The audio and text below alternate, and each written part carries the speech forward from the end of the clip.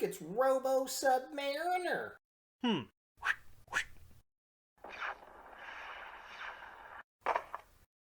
suck. You look like the 1990s. Transformers!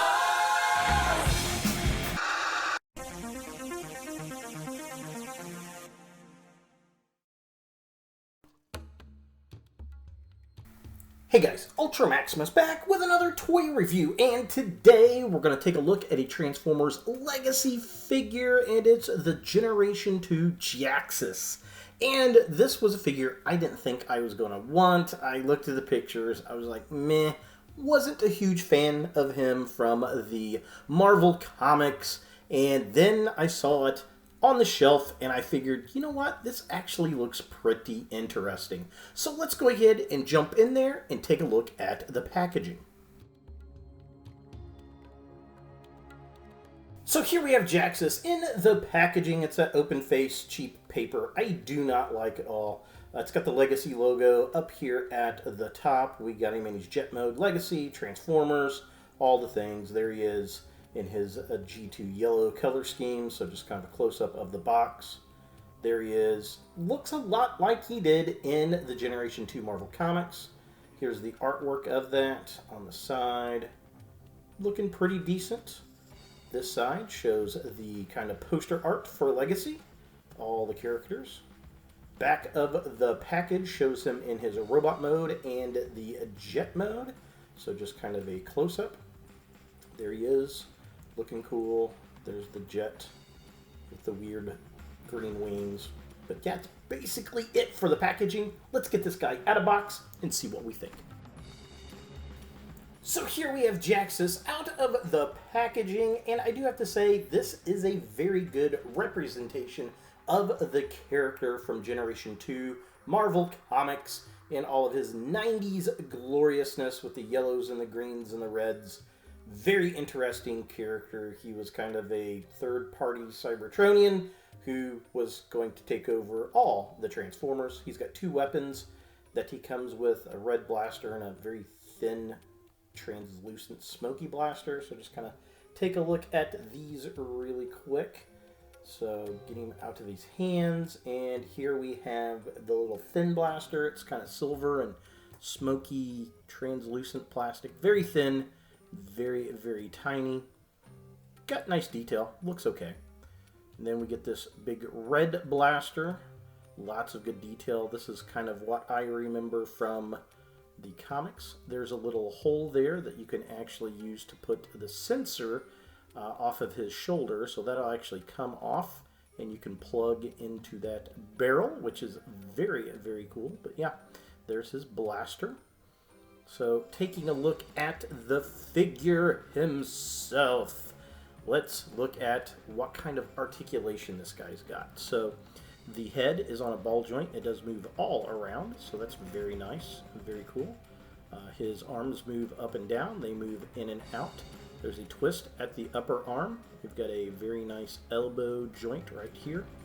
The wrist does twist, and the fingers are articulated, which is a big surprise. Did not expect that at all. Definitely dig that. There is a waist rotation as well. Legs will kick that far forward. They kick about that far back. His wings do move right there on his ankle. He does have a twist at the upper leg. Very nice little thigh cut. And then he's got a very deep knee joint, which is very cool. And then his feet do move up and down, and they've got that crazy ankle rocker pivot we love! With this being his widest possible stance, with both feet still flat on the floor. So taking a closer look at the figure itself, the sculpt is actually really well done. He looks like the G2 character from the Marvel Comics back in the day. He's got the right color scheme. He's got the side sensor piece, the little green wings on the back, the white, the yellow, all that. Such amount of detail on the figure. Again, I didn't think I was going to like it until I actually had it in hand, and it looks really, really good.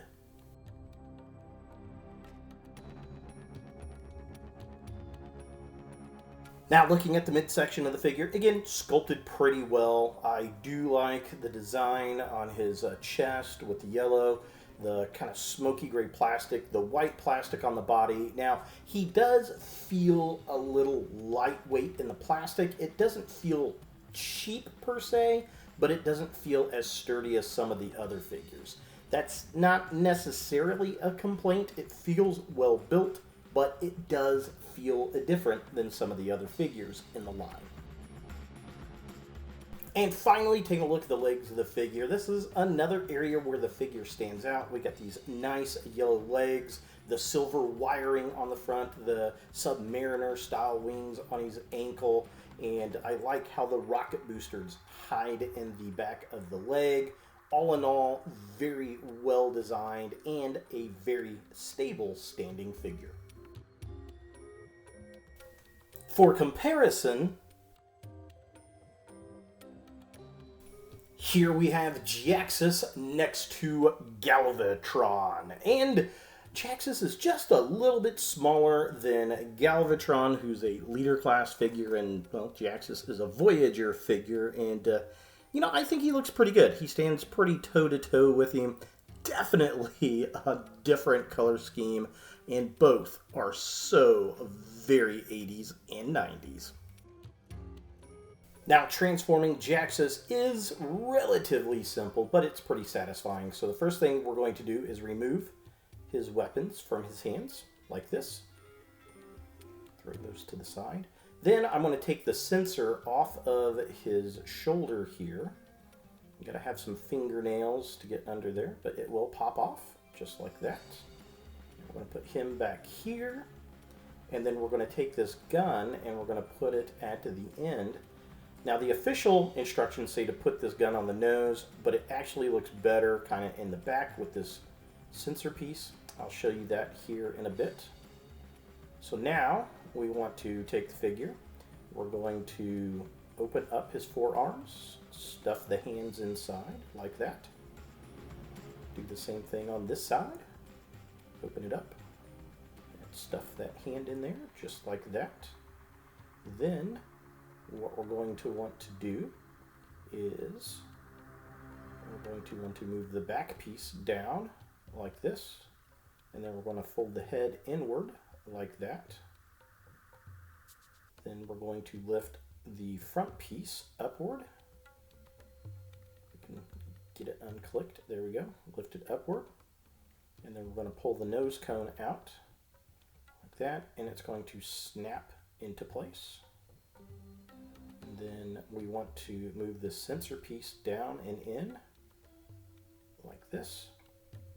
And now we can flip this up and then flip this back piece over, and we're going to connect that like that, twist the waist around 180, and then we're going to unfold the wings a little bit, take the arms, and we want to push them inward like this, snap them together, and then rotate the lower arms around like this so that these pegs are kind of little landing feet type of things.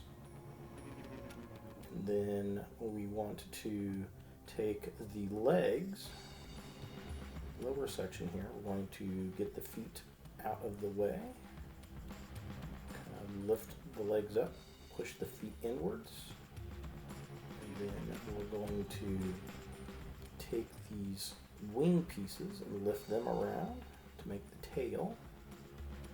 So just take this piece right here, spin it around like that. And then this piece is going to fold up over the thigh. So you're going to lift it up. Make sure this is down because you want the knee over this white piece right here. It's going to click onto that. So you're going to lift that up and then push it over and snap it into place. And the same thing with the other side. This could be a little tricky. So you're going to get those to snap into place like that. And then you want your tail fin to snap into place. Now these are supposed to fold inwards like that. Then we're going to unhinge the wing and then pull it out slightly to unhinge it again and spin it this way. And then you're going to do the same thing, so spin this around, pull the wing out a little bit and unhinge it to spin it around. Then we can unfold the bottom wings like this. There will be a spot, a little yellow tab right here that will connect into the wing port.